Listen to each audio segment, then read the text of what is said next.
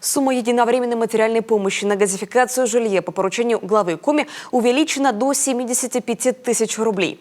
Кроме того, расширился перечень направлений, на которые можно потратить государственную поддержку.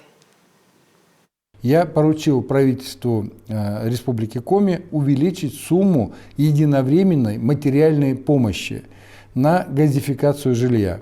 Теперь размер выплаты составляет 75 тысяч рублей.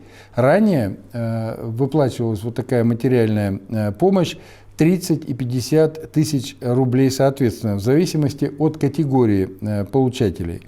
Кроме того, расширили перечень направлений, на которые можно потратить государственную поддержку.